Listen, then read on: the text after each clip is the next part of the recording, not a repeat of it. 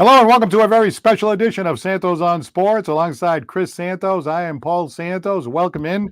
We're happy to be sponsored by Scotty's Pub, Citywide Glass, Lakeville Athletic Club, and attorney John Seed of New Bedford. Well, Chris, we have a very special show today because we have a lot of things happening in the world of sports, and we have a very, very special guest, and we're going to introduce you to him right now. He is a content producer at Sporting News. He's a proud graduate, like Chris Santos, of Dartmouth High School. He specializes in betting, fantasy, and polka. We're welcome to Santos on Sports, Mr. Sloan Piva. Welcome, Sloan. Hey, guys. Thanks a lot for having me. Great to be here. Well, it's great to have you. We're going to get deep into your background. We've got a lot of issues to talk about, but you probably know this already. The fans right here in our area are just up in arms about the fact that the Red Sox are only 2 games out of a wild card spot, did absolutely nothing except pick up this kind of borderline, kind of weak utility player at the trade deadline. So the question I have for you is, are the fans justified? Do they tend to go overboard? Is there a method to the madness of Chaim Bloom? Should the Red Sox have really done more? Is the ownership really looking at the bottom line? Do they really want to win? What's your take on all that?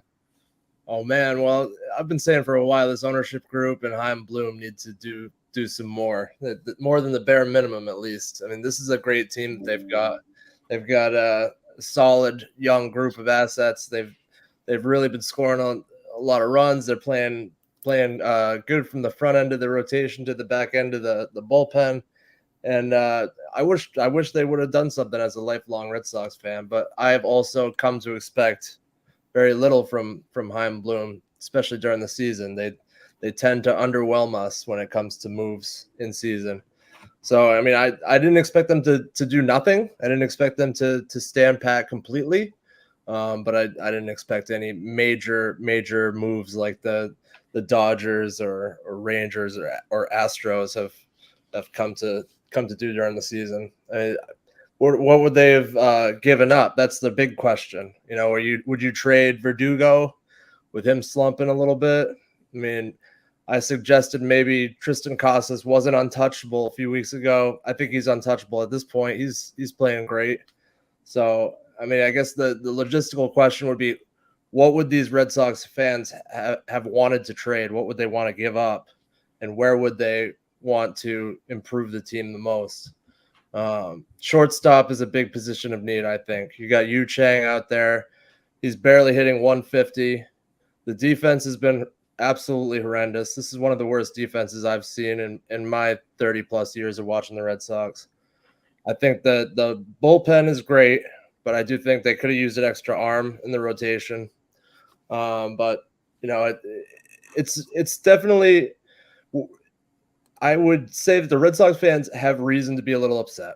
But at the same time, what did you really expect out of this group by now? This is the same old story.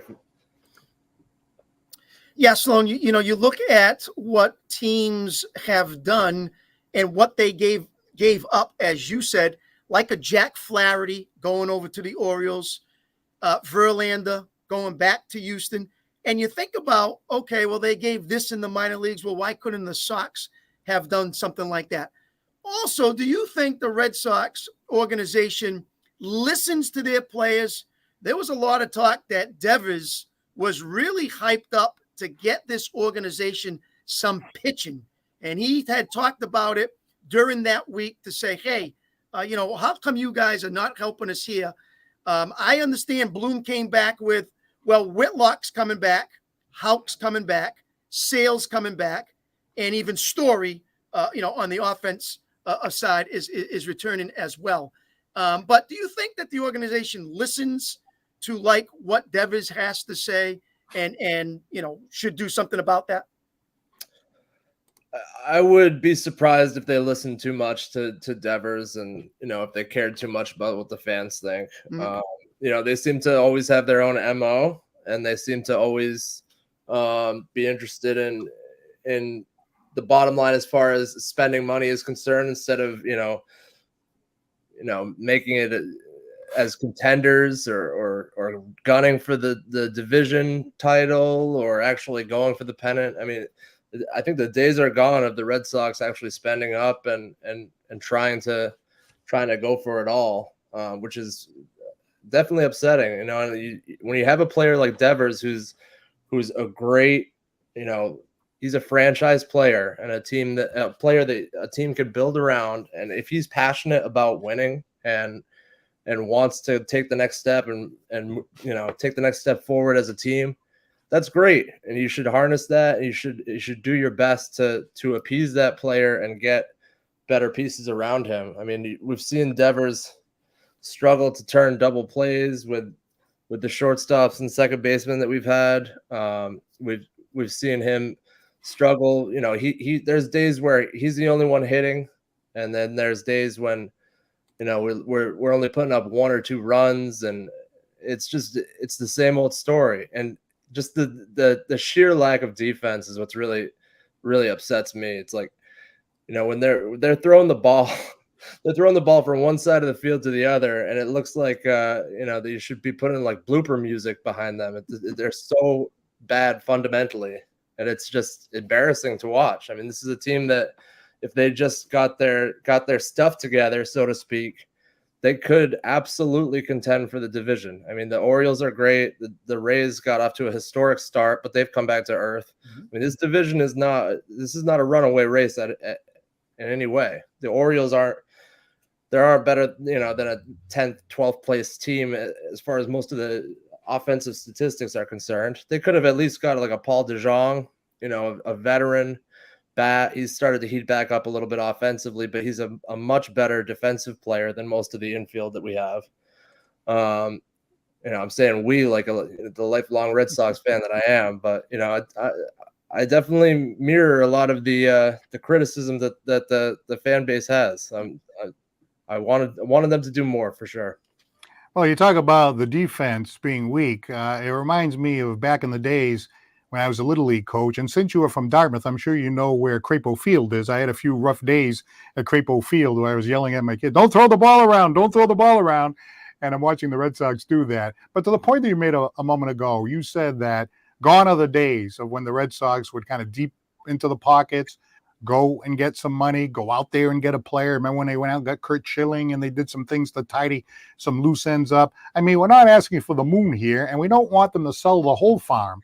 But why couldn't they just go out and tie up some loose ends with only being 2 games out of the wild card? I mean, next year there could be 10 games out of the wild card. You never know. They go to a slump. Somebody could get injured. So when you have the opportunity to do it, I think that's the frustrating part. Why not do it? Why aren't they doing it? Why aren't they spending the money? Why are gone are the days that they're going to go for the championship? What happened? We're the Red Sox. We're supposed to go for championships. Yeah, I mean, it goes back to who would they trade, but I mean, there's definitely some bats in the farm system and some arms in the farm system that you could give up right now to contend, and it doesn't make sense. You know, making the entire farm system untouchable. You can't possibly play the entire farm system even in the next 5 years. So they absolutely should have made some moves. I think there's 6 or 7 players on this Red Sox team that were untouchable and that I would absolutely never trade in my wildest dreams, unless it's bringing back somebody like a Nolan Arenado or a Paul Goldschmidt or somebody. But, you know, I'm with you. You know, it doesn't make any sense that the culture has changed so much around this team. It doesn't make sense that we're just mailing it in and saying, "Oh, well, let's just see how far this young crop of kids that we got back in the Mookie trade and the other trades and the other players that we drafted take us. Let's see where we can get from here." It's almost like they're like, well, you know, organization's worth $5 billion or whatever. We're still selling out the stadium. People are still going. So who cares? Why do we have to spend another $100 million? Why do we have to go and get a Shohei Ohtani in the offseason for $600 million? And the teams that do spend up, they will get those players and they will continue getting World Series or at least getting ALCS and NLCS pennants for you know, year in and year out. So, you know, it's upsetting, but it's definitely what I've come to expect from the organization at this point. Sloan, let's get to your specialty then. I know you're at fantasy sports, betting, poker. If you're a betting man with these people in southeastern Massachusetts, right now, what's the odds that the Sox can make the playoffs either via wild card, and what's the odds that they still have a chance to win the AL East? What do you think? Well, I would not at this point bet them to win the AL East. I think they're a long shot. I think they're like close to plus 1,000 or something like that. Mhm. I would say that they could definitely win a wild card game and sneak into the playoffs that way. This is a team that's beaten a lot of good teams, with the exception of a couple blips on the radar, a couple little blemishes along the way. They got swept in a 2-game series by the Athletics. That was pretty upsetting to watch. But otherwise you're seeing this team, coming together, and there's a cohesiveness, despite the defense, but there's a cohesiveness as an offense. And the bullpen has been so good. And, Bayo has been great at the top of the rotation. I think if they do get a couple of those arms that you mentioned back and they're healthy, I think they can absolutely make some noise. But, you got a team like the Astros, team like the Rangers that just spent up big time in the trade market, got 2 of the best veteran arms in the game, two of the real game changers in Scherzer and Verlander. And, you can't really compete when you've got teams like that, especially considering those lineups are so nasty. The Rangers had 5 all-stars on their offense. The Astros are starting to really heat back up again. They got Yordan Alvarez back. They got Jose Altuve back from the IL. So, I mean, do I really think the Red Sox are competing with those teams in the ALCS? I don't think so. All right, let's talk a little bit about the New England Patriots. I have to tell you, Chris is a Dallas Cowboys fan and a very proud Dallas Cowboys fan. There he is right there. So he's always saying to me, hey, Santos, meaning this Santos, you guys are spoiled, you New England Patriot fans. You had all those Super Bowls and you had all those great years with, Tom Brady and all that. And since Tom Brady left, I mean, Bill is becoming really under more and more criticism. The Cam Newton year, a disaster. And then the next year after that, and they made the playoffs, but then the last year stepped back and brings in the offensive coordinators who didn't have the background, and the team regressed and all that. Now we come back this year, and there were so many times, kind of like the Red Sox in a way, where some really good free agents went by. I mean, you don't have Tom Brady walking through the door anymore, right? So the Patriots are under a lot of criticism. Like, what is Bill doing? I mean, they used to say, in Bill we trust. I mean, that's starting to erode because it just feels like even Bill doesn't want to take that extra step of bringing in a couple of good free agents to mix in with some of the younger players to try to go for a championship. And so that seems to have changed. And I think that's why the fans, although spoiled like we are getting frustrated with the person that's supposed to be the greatest coach of all time. Justified or not? Well, I'm a Bill guy. I think Bill's a genius. He's probably the best coach of any sport in my lifetime. So I'm a little biased in favor of him. We are spoiled by Bill, and we did get spoiled by many, many years of Brady. And I think it's impossible for a team to immediately rebound from losing a player with the impact that Tom Brady had. But I think that Bill, the GM, has hurt Bill, the coach, at certain times. I think his drafting, especially of offensive players like wide receiver, has hurt the team throughout the years. I think last year was a complete debacle with the coaching. I don't know why in the world he thought that a defensive coach could come in and run an offense. But, that's probably as close to the hot seat as Bill's ever gotten himself, especially here in New England. But I think they did a complete overhaul of the coaching system this offseason, and I think there's a lot of reason to be optimistic. I'm encouraged by what we're seeing in training camp so far. I'm encouraged by the offensive coaching that we have this year. And they made a run for DeAndre Hopkins. I feel like they probably made a pretty good offer for him, but I don't think that Bill would have ever paid Hopkins what Tennessee paid for him. I think that was a significant overpay, and that would have probably hamstrung the team if they ever needed to shore up anything else on the roster. So I'm hearing good things from training camp, and I do believe in the mantra, in Bill we trust. Sloan, I'm going to go the other way now. Instead of betting, I'm going to talk fantasy with you. I'm a big fantasy football guy. I'm in 2 or 3 leagues. If you're thinking about the New England Patriots, who do you like on that team to say come fantasy draft? I maybe take Mac Jones or take Juju or come back with Stevenson as a running back. Anything surprising you on this team this year that a lot of people here like to do fantasy sports? You see something New England that stands out and say, this is a guy I was thinking about going to get. Well, I'm a big Ramondre Stevenson guy. I think he's great. I think he's going to be really big for them. I placed a bet not too long ago on Ramondre Stevenson having a 175-plus yard game this season. So hopefully that returns some big money for me. I think he's going to have some big games. And I think he plays well on the ground and through the air. I think he's got better hands than a lot of people in the league realize, and I think he can be a real game changer. I don't think I'll be drafting Mac Jones unless it's a 2-quarterback league, but I do like Juju Smith-Schuster. I think he's a good possession receiver, good slot guy, but I think he'll spend a lot of time in the end zone in this offense because he's a sure-handed guy and he can elevate. So he's going to be a good target for Mac in the scoring zone, in the red zone. I think the tight ends offer some appeal too.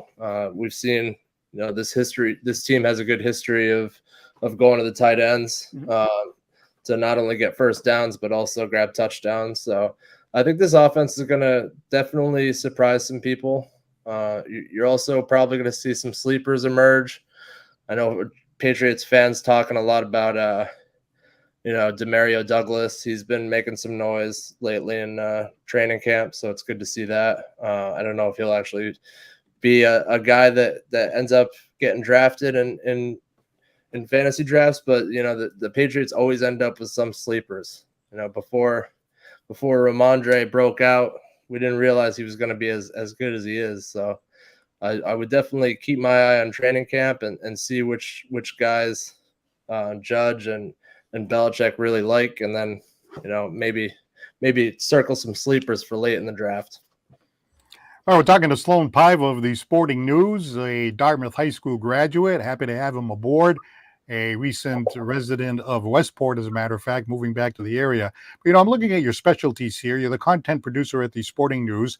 Your specialties are betting, fantasy, and poker, right? So describe to us, what's your day-to-day job? What is your exact focus? What do you do exactly at the Sporting News in these areas that result in the product that's being put forth? Well, my boss calls us the money team. We're like the newest vertical of Sporting News. We cover anything that involves sports and money. So we do betting, fantasy. We do have a little bit of a focus on poker because we do have some ties to the World Poker Tour. But most of the time we're doing a lot of betting content. We have morning meetings where we'll talk about, different big stories and news and how it impacts the world of betting. Of course, we do big betting previews for all the major events and all the games. We'll highlight our best bets for each day of MLB. I cover all the betting for golf. So I know a lot of the local guys around here read my golf content. That's become like our new sport of the late 30s and early 40s age people in this area is golf. So it used to be basketball and football for us. Now it's golf. But yeah, obviously a heavy focus on football. We got a lot of fantasy football content coming out right now. We're going to be doing a lot of betting. We've got partnerships with a few major players in the betting and poker world. So we have a partnership with BetMGM, a new up and coming player prop company called Super Draft, which is a pretty big partnership for us. So we'll have meetings with these different companies as well and talk about how we can improve their conversion rates and increase their exposure, since betting is legal in 75% of the country now, and pretty much everybody is betting on sports at this point. Anybody that has more than the fleeting interest in sports is betting these days. So in one way, shape, or form, I'm sure you gentlemen play fantasy football or do something that involves investing your money in sports. So we just try to capitalize on that and get out good content and try to help people win money. That's awesome. And as you said, 75% of the country is really turned to that. What's your prediction for the New England Patriots this year, record-wise? Will they make the playoffs? And pretty much what's the odds they have a chance to win the AFC East? Well, their odds to win the AFC East are pretty low. I think that Buffalo is probably the chalk that most people are going to go with, understandably. I mean, that the continuity that we've seen out of that franchise and Josh Allen just continuing to improve year after year, it seems it's going to make it tough to catch them. I'm not as in on the Dolphins as most. It really worries me that Tua's had so many head injuries, and I would not put $1 in them on the division or the wild card. I think that the Patriots could end up being a sneaky wild card team. I'm also not huge on the Jets. It's great that they got Aaron Rodgers. I think they're going to be a lot more relevant offensively, and they have a pretty good defense. That's one of my defensive sleepers this year for fantasy. But I don't know if Rodgers still has the same impact on an offense that he had when he was in his MVP days. I mean, I don't think he's going to win MVP or come close to it at this point. We've seen how fast and strong these young defenders are, and how Tom Brady looked pretty irrelevant in his last year. So do I expect Aaron Rodgers to come out and like throw 50 touchdowns and set passing records? I don't think so. I don't think they're going to improve offensively that much. But I could be wrong. Breece Hall is pretty nasty, but I just don't think they're gonna make that much noise. I think the Patriots could make some noise and could get a wild card spot. I think there's something like a 30% chance of them making the playoffs if you look at the odds, and I would give them more than a 30% chance personally. So you're thinking optimistically, if everything goes right, if there's no injuries, if players play up to their potential, what are we talking about? 9-10 win kind of a team if all those things happen? Yeah, I would put them maybe a game or two above 500, and that should be enough to get a wild card spot. We were talking about the Red Sox a moment ago, not spending money, and I hear Bill Belichick has slipped out a couple of times that we're the 27th spending team in the league. Now they're saying they're the 30th spending team in the league. How can that be? How can that be where the Patriots have so much money and they're making such a huge profit? And again, this is not Kansas City. This is not some small market team. This is the New England Patriots. It's Boston. It may very well be the number one sports city in the United States, number one sports area in the entire country. Why not go out there and just, you see these players, whether it's Hill or whether it's whoever, Diggs, or you see these other teams, even within the Patriots division, just like making it a little bit better, a little bit easier on, say, Tua or Josh Allen got some weapons around him. But then here you have Mac Jones only in his third year now, Mac Jones. And, does he really have the weapons that some of these other quarterbacks have? I don't understand why Bill doesn't try to give him a better chance by just spending a little bit more money, not have that ridiculous, pouring of money that they did a couple of years ago where they went overboard the other way. But now they've swung back this way and they're being extra cheap. And I'm not saying just, spend money stupidly, but just like tie up some loose ends to give the Patriots a fighting chance to get into the playoffs. Yeah, I mean, I understand that sentiment, but at the same time, this wide receiver class, this free agent wide receiver class was not exactly overflowing with talent. They signed Juju, and that was one of the bigger performers on a Super Bowl team. So, I mean, that's a pretty good pickup for them. Would I have liked them to grab DeAndre Hopkins? I would have, but I mean, he clearly chose money over winning. I don't think Tennessee's going anywhere anytime soon.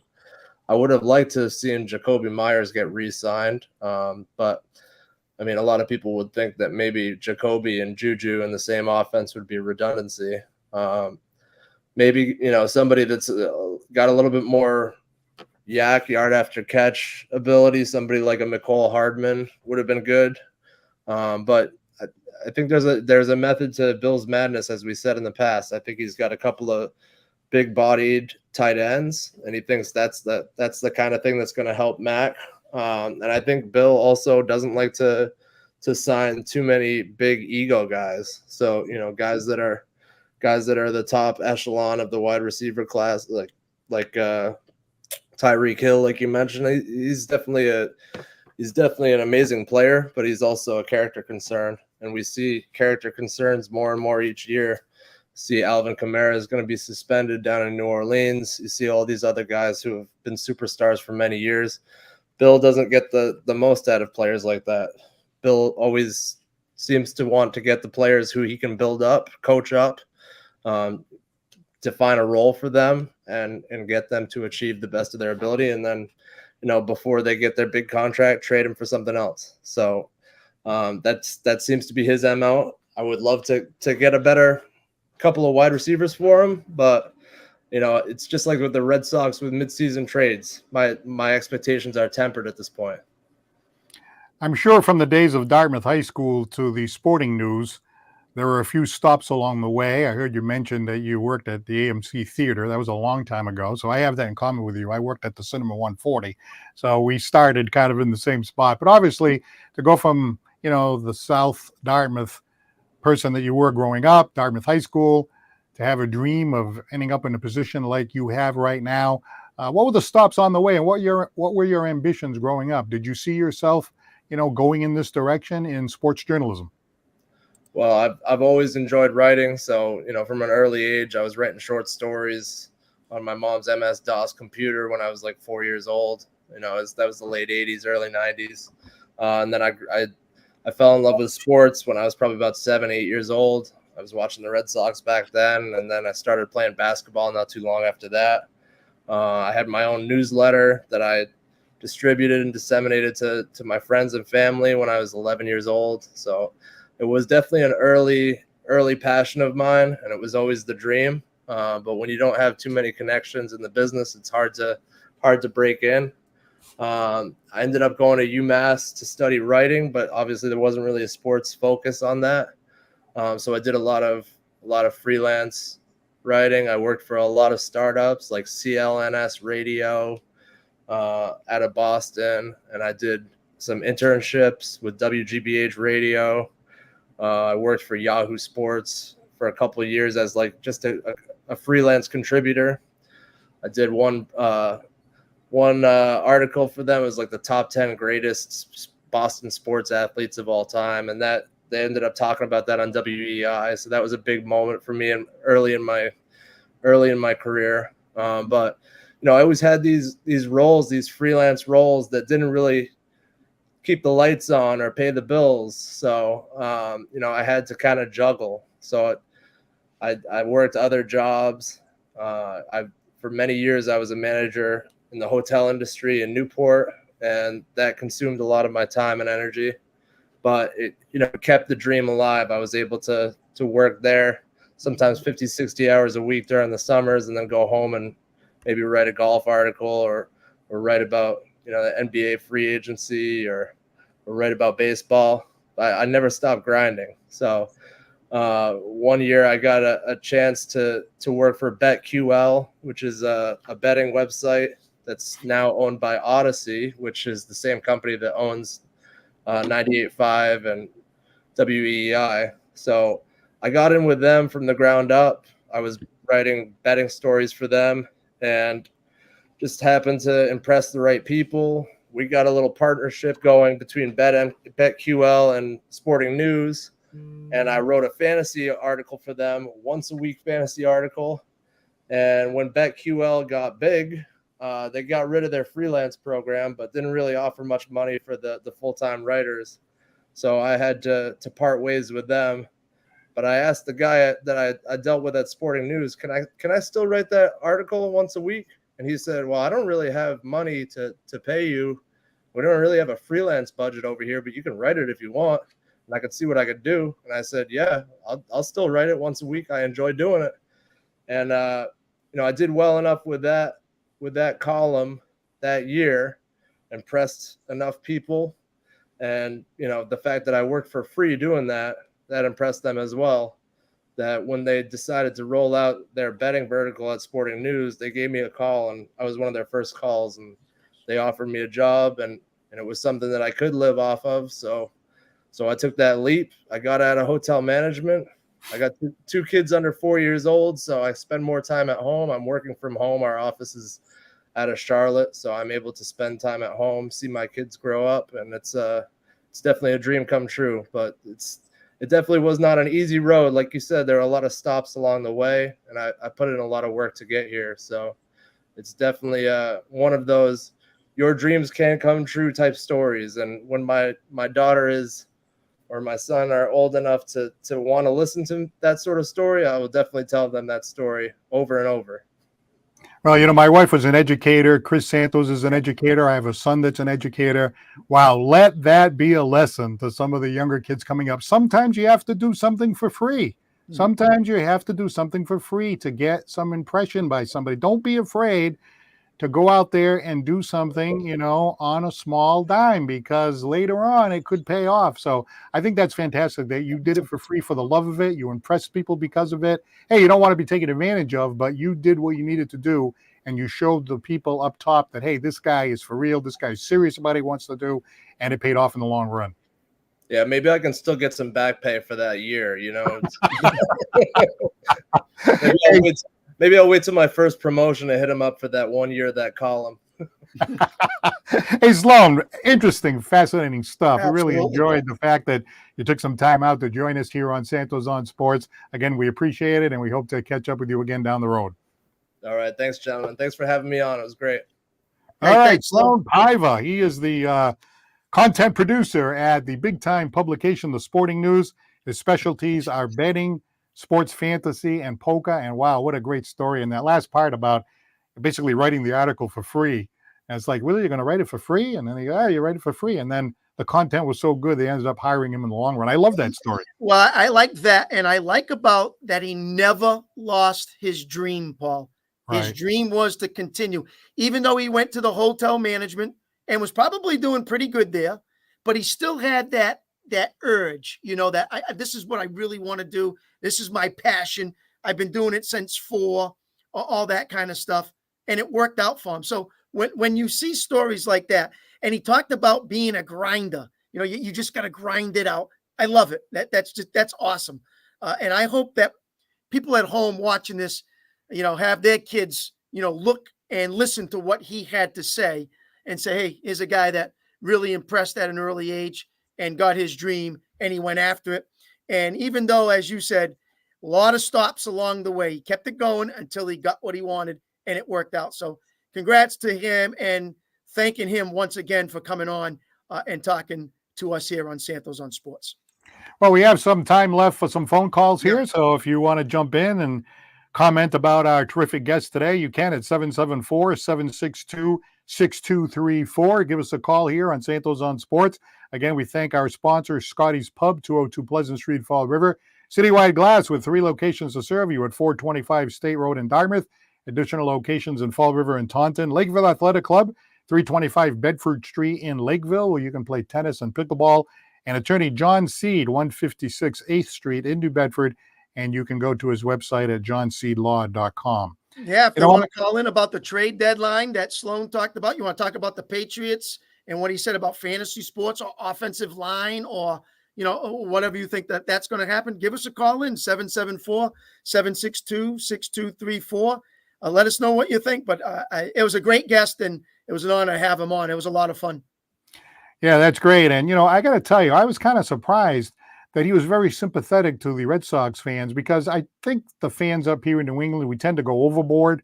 We take a position and we kind of blow our top off. I can see you smiling a little bit there, because, okay, you're Chaim Bloom, right? So we don't know what's on the table. They used to do the same thing with Danny Ainge. The trade deadline would come and go, and he'd say, well, I didn't really see a trade that I thought was going to be good. I thought, I want to kind of either win the trade or do something that's going to help my team. So I can kind of understand that a little bit. On the other hand, hey, they could have gone out, like Sloan said. It's not like the entire farm system is untouchable. So the Red Sox fans, you hear them, they're all going crazy. They're like, hey, we're only 2 games out. Then the next night you win, you're only 1 game out. They're playing Toronto this weekend. I mean, if they grab a couple from Toronto, they could actually be in a wild card spot in the next few days, depending on what happens. Now, they've lost a few games in the last week. But he's very sympathetic to the Red Sox fan that takes that position. I thought he was going to be more kind of, well, Sloan's got to do what he's got to do and this and that. No, he tends to agree with the Red Sox fan that's a little upset. Well, because he is a longtime Red Sox fan and he's seeing, what's been going on.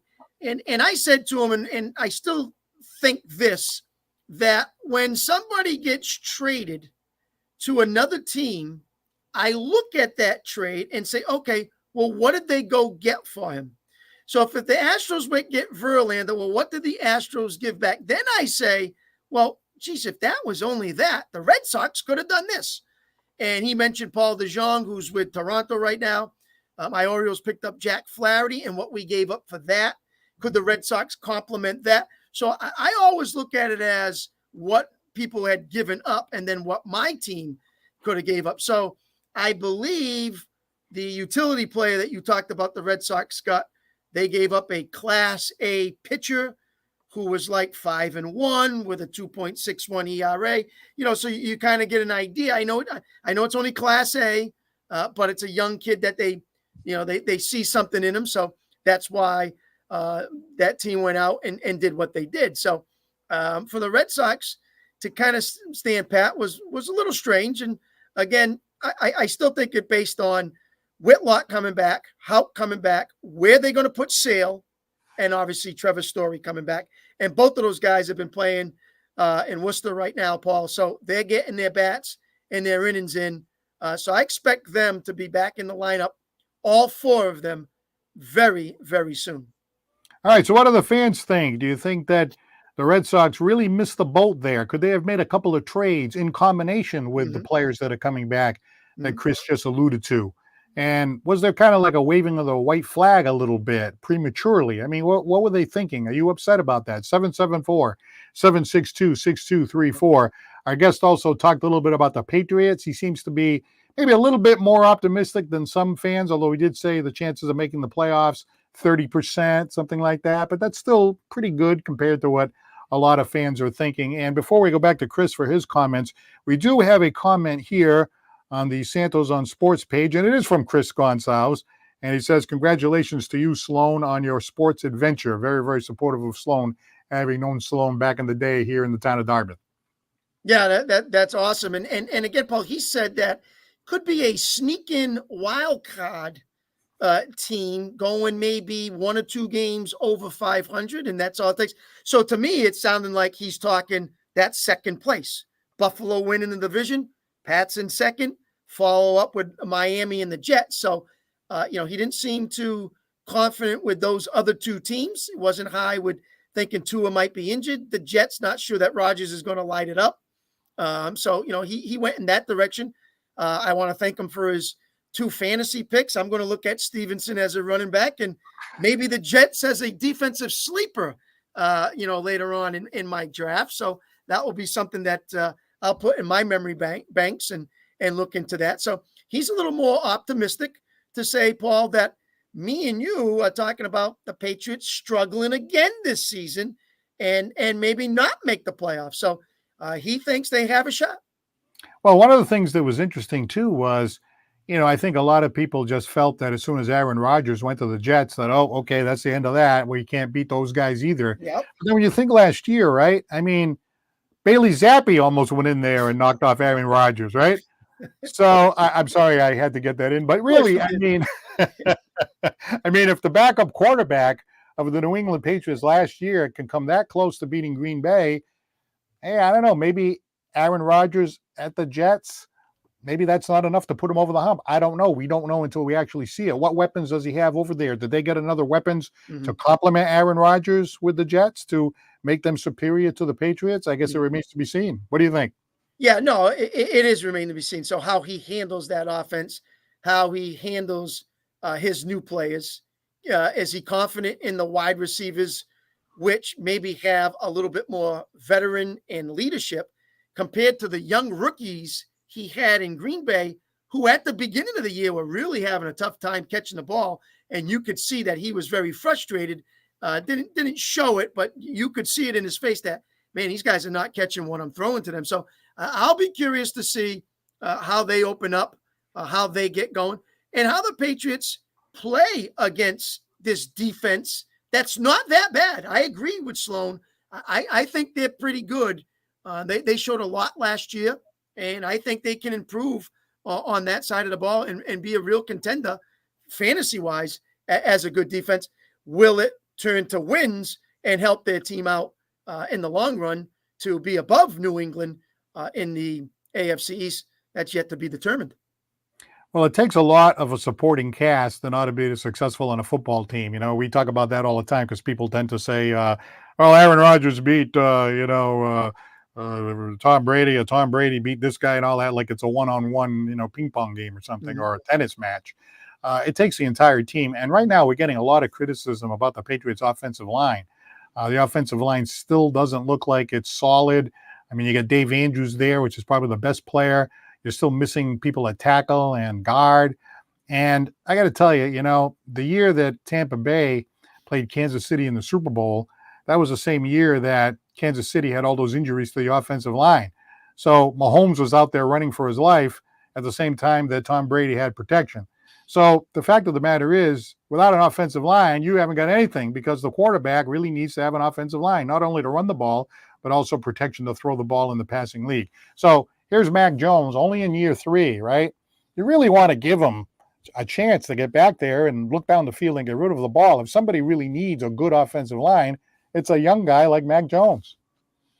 Well, absolutely. And the local stations around here, and like our spies, Paul, as we call it, that have been to the training camp already, our spies have been kind of texting us and telling us, a lot of interchangeable parts on that offensive line right now.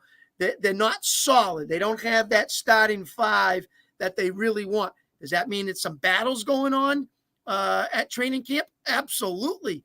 And that's going to be big because, like Sloan said, if he's a Stevenson fan, well, who's opening those holes for him to get through there? That's number one. Or you're going to rely on him to do everything. And then 2, catching out of the backfield, get some pulling guards and tackles to give him some space to do what he needs to do. So that is a critical and crucial position if you're New England right now, in my eyes, to get that team to be moving in the right direction and get some wins on the board here in New England. All right, if you want to get in on the conversation in the last few minutes, it's 774-762-6234. Paul Santos and Chris Santos on Santos on Sports. A great conversation with Sloan Piva of the Sporting News. And we've had an opportunity to interview some folks who are, big time. They're in national publications and stuff like that. But it is enjoyable for people like yourself, myself, from this area, to see someone make it into the big time like that. I mean, you're a Dartmouth High School graduate, whether it's somebody from New Bedford, Dartmouth, really great in New Bedford. And hey, it really is fun to see someone make it to that level and be successful. So we're very, very happy for Sloan. And it was really an interesting conversation for a local guy. Absolutely. And, the best part was obviously, I know he's very knowledgeable, but at the end, to say how he kind of got there, starting at a small position like AMC Theaters, moving on to this, moving on to that, doing things for free, grinding it out, then getting a position, working, 50, 60 hours, but still thinking about his dream, still working hard and getting it done, and telling the young kids around here that, hey, if that's something you really want to do and you got a passion and you got a dream for something, don't just let it slide by. Go out and get it, work hard for it. Sometimes you have to, as you said, Paul, do things to impress, even if it is for free, just to kind of get your name out there. And someone says, hey, I like this guy, and, we can do something with him. So congratulations to him. And I'm hoping some other people see this and listen and hopefully works for them down in the future in their goal and their passion in the field. You could really tell that I love that part of the story because I harped on it. But it's true, if he had said, I don't want to be working for nothing, he wouldn't have made it. I mean, that was a key point in the chain Yeah, that got I him agree. to where he needed to go. Sure. All right, let's go to the phones here if we could, and we Great. say hello to Nelson from Fall River. You're on Santos on Sports. Hello, gentlemen. How you both doing? Good. Hi, How are you Nelson. today? Doing all right. The weather's really nice, and you know that football's around the corner. Yes. Speaking of training camp, something happened during training camp down at Cincinnati. Joe Burrow got injured. Yep. That's just tough to see. Yep. Because given how Cincinnati got bumped out last year, I think they would have won that game against Kansas City if that penalty would not have came. But I think for Cincinnati, I think baseball, I think the sky's the limit for them. Mm-hmm. Cincinnati Reds has this new star, Ellie De La Cruz, Mm-hmm. who I believe is going to change baseball, for the better even more, to make it more entertaining, because I think when he first started into the league, he hit for the cycle. And then he stole second and third on 2 pitches, and then home on 2 pitches altogether. He's a young star. Joe Burrow, he's a young star. Mm-hmm. And I think Cincinnati, they need this. And if they stay healthy and keep on building, I think Joe Burrow and Ellie De La Cruz could be around for a long time. Nelson, what's the latest on Joe Burrow? Is it 2 to 3 weeks, 3 to 4 weeks? Have you heard something that compared to like a Jalen Ramsey, who I hear could be lost for the season? If you're going to do 2 or 3 weeks, that's not bad for Joe, and hopefully get him back. Did you get the latest on that? I haven't got the latest on that. I will check up on that, but I think that's probably where it looks like, because he didn't take a hit. He was just making a football move to the right, and I guess he must have, sprained something, and he went down. So he didn't take a hit. So I think it might be that timeline. So if it's that timeline, he'll be all right. I will double check. Mm-hmm. Well, you mentioned Cincinnati, right? When I was growing up, Cincinnati had some great teams with the national spotlight on them. The Big Red Machine in baseball with, Johnny Bench and Tony Perez and Pete Rose, right? And playing against the Red Sox and being in the World Series 3-4 times in the 70s and so forth. And then the Cincinnati Bengals getting into the Super Bowl against the great Joe Montana in San Francisco, which was a great game. So do you like that, Nelson? You seem to be putting the spotlight on one of those small market teams. You like to see a team like Cincinnati, one of those smaller market teams, get back in there and be like in the conversation? Absolutely. The small markets for some time hasn't even made the spotlight, because they weren't winning. It's like Baltimore. Look at Baltimore Orioles. They're up there. They're in a hunt. I'm a Yankees fan, obviously. I'm a Yankees fan. But for anyone who put money on the Baltimore Orioles to win the East, they got some pretty good odds on the sports books. All right, let me stop you right there, because I don't know if you know, Chris Santos is a diehard, bleeds the orange Baltimore Orioles fan since way back. And you got them on TV right now? There they are. They're on the Major League Baseball channel, and they're winning 4-1. Yes, I have been watching them. But I don't know that I would say that you put money on them to win the AL East. No, I'm just saying. I think this is no disrespect to the Baltimore Orioles. I just like teams that have never done good, do good, and baseball benefits from it altogether. It's good for the league. Yeah, it is great for the league. That's just my opinion on that. But lastly, I just want to say, because you guys are ending soon, I think when it comes to Pete Rose, the MLB ought to just put him in the Hall of Fame. He has served his time, whatever the case may be.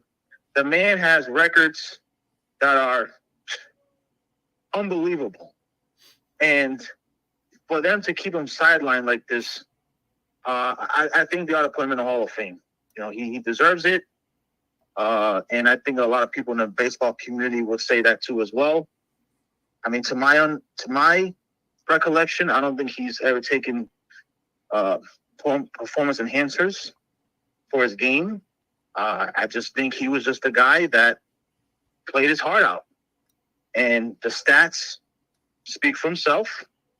And I just think it's time that they do it, because if he's no longer around and he's no longer living and they do that to him, and he, I'm not saying he's on the verge of passing away, but if they put him in the Hall of Fame when he's no longer living with us, that's not going to be right. Okay. Pete Rose deserves to be in the Hall of Fame. Hey, Nelson, a great call as usual. Really appreciate you chiming in. Please call again, and thank you for joining Santos on Sports. Appreciate it. All right, you guys have a good day. Thanks, All right, Nelson. Nelson from Fall River. Well, what about that, Chris? I don't think I've ever gotten your opinion on Pete Rose in the Hall of Fame. And now that sports gambling has changed so much, like there was a time when you couldn't even mention gambling and professional sports in the same sentence. And now they set up these rules. I'm hoping that they've set it up in such a way that there isn't anything going on that's not above board. But the whole Pete Rose thing, what's your take? Well, it's a tough topic, Paul, and that's something that, we could do a whole show on and put in Barry Bonds, Roger Clemens, and a lot more. Now you're talking obviously betting compared to performance enhancement. So it's a little bit of deceiving in one way, because if you do it for one, are you washing the hand to the other? That would be a lot of opening doors. And that's something that, again, me and you could have the same conversation and say, we both agree. We could both disagree. And then unfortunately, it comes down to a committee. It's what the committee thinks. We can think whatever, but it's the committee that gets together and says, do we let him in or do we not let him in? So, you have to kind of go with those guys. But as you said, as the generation has changed and sports betting is now more and more out there, where we're seeing now players are getting caught and being suspended for betting, like football players. Somebody had just got suspended for 2 games for betting on his team last year, and they found out about it, and a lot more going on. So it's real tough to decide. And, I could just give an opinion on it, but it comes down to those committees to what they feel is right and what is wrong. And even those guys, some are going to say yeah, and some are going to say no. But for me, I'm like Nelson. I think Pete Rose has paid his dues. And I think he could get in there and be beneficial to the Baseball Hall of Fame. All right. Well, interesting topic there. Like you said, maybe we can do a whole show. And I think the thing that hurts Pete Rose a little bit is that he denied it for so long. And then when Jim Gray asked him about it, they're lying. Then finally after 10 years, he's like, okay, I was lying the last 10 years. Yeah. I did. I mean, that didn't change what he did, but it just makes it a little bit more annoying. But again, we can do a whole show on that. But let's get our spy in there. We have a spy here. We got the spy. I hear he's been really hanging out with the New England Patriots, and I think he's got a lot to tell us. All right, Ryan from Rochester, how are you? Doing great, guys. How about yourselves? Pretty good. So we're interested in what you saw at Patriots practice.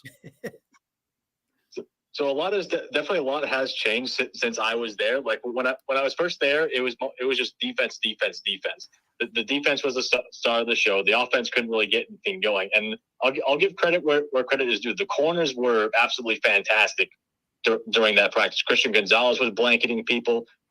Jonathan Jones playing outside corner instead of in the slot. He did pretty well. Marcus Jones made a pretty damn good play covering Tyquan Thornton.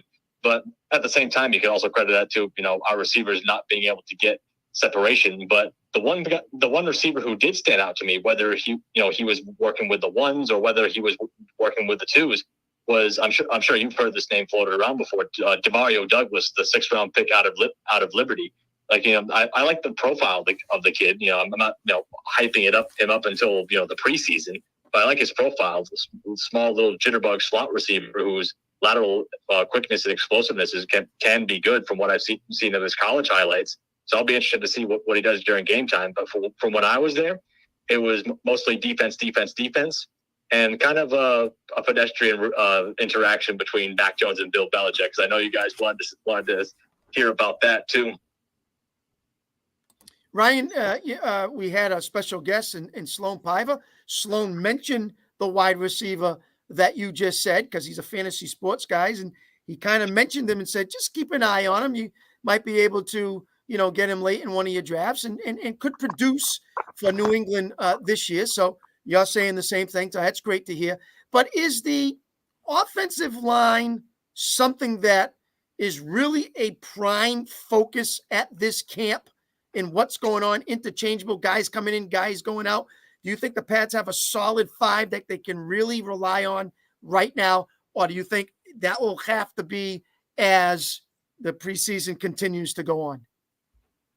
It's a rotating door right now, particularly on the right side of the offensive line. Like, the left side, I'm not as concerned about. And obviously, David Andrews is one of the better centers still in the league, in my opinion. The left side, you would think should be good. If Trent Brown is in there and fully motivated, he should be fine. Cole Strange, I think, will get better in his second year. It's the right side of that offensive line that just continues to concern me. Obviously, you got Micah Wenu, who was on the PUP list and wasn't even out on the field when I was there. It was converted defensive tackle by the name of Bill Murray, out there playing right guard with the starters, no less.